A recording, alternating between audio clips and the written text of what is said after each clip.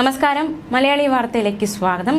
48ാമത് ദേശീയ തീരസംരക്ഷണ സേനാ ദിനത്തോടനുബന്ധിച്ചുള്ള പരിപാടിയിൽ മുഖ്യാതിഥിയായി ഗവർണർ.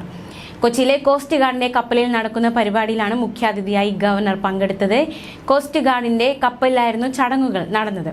ഗവർണർ കോസ്റ്റ് ഗാർഡിന്റെ ഷിപ്പിലേക്ക് എത്തി ഉച്ചവരെ നീണ്ടുനിന്ന പരിപാടിയായിരുന്നു കൊച്ചിയിൽ അരങ്ങേറിയത്. എല്ലാ വർഷവും നടക്കുന്ന പരിപാടിയാണിത്. കഴിഞ്ഞ വർഷവും ഗവർണർ തന്നെയായിരുന്നു ഈ പരിപാടിയിൽ മുഖ്യാതിഥിയായി പങ്കെടുത്തത്. കോസ്റ്റ് ഗാർഡിലെ ഗാർഡ് ഓഫ് ഓണർ ബഹുമതി ഗവർണർ സ്വീകരിച്ചു. 2 കപ്പലുകൾ കടലിലേക്ക് തിരിച്ചിരുന്നു. കോസ്റ്റ് ഗാർഡിന്റെ 3ാമത്തെ കപ്പലിലായിരുന്നു ഗവർണറും മാധ്യമ പ്രവർത്തകരും ഉണ്ടായിരുന്നത്. ഉച്ചവരെ നീണ്ട അഭ്യാസ പ്രകടനങ്ങളും അരങ്ങേറി. കോസ്റ്റ് ഗാർഡിന്റെ വിവിധ പരിപാടികളും നടന്നു.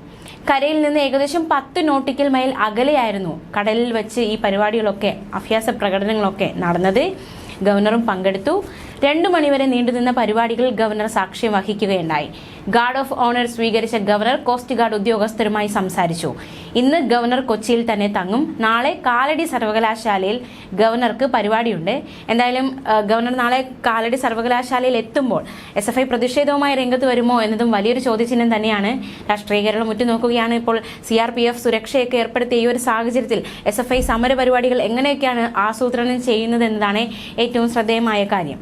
അതേസമയം ഇന്നലെ ചാൻസലർ കൂടിയായ ഗവർണർക്കെതിരെ കരിങ്കൊടി പ്രതിഷേധം തുടരുമെന്ന് വ്യക്തമാക്കിക്കൊണ്ട് എറണാകുളത്ത് കളമശ്ശേരിയിൽ SFI പ്രവർത്തകർ സംഘടിച്ചെത്തി. സ്ഥലത്തെത്തിയ പോലീസ് പ്രവർത്തകരോട് പിരിഞ്ഞു പോകണമെന്ന് ആവശ്യപ്പെട്ടെങ്കിലും SFI പ്രവർത്തകർ തയ്യാറായില്ല. പ്രവർത്തകരെ അറസ്റ്റ് ചെയ്ത് നീക്കേണ്ടി വരുമെന്ന് പോലീസ് മുന്നറിയിപ്പ് നൽകി. പിന്നീട് കരിങ്കൊടിയുമായി വന്ന പ്രവർത്തകർ സ്ഥലത്ത് നിന്ന് മടങ്ങിപ്പോയി. ഗവർണർ തിരിച്ചു പോകുന്നതിനിടെ വീണ്ടും SFI പ്രവർത്തകർ റോഡരികിൽ നിന്ന് കരിങ്കൊടി കാണിച്ചു. പിരിഞ്ഞു പോയതിനു ശേഷം വീണ്ടും 7 അംഗ സംഘമാണ് റോഡരികിൽ ഒത്തുകൂടിയത്.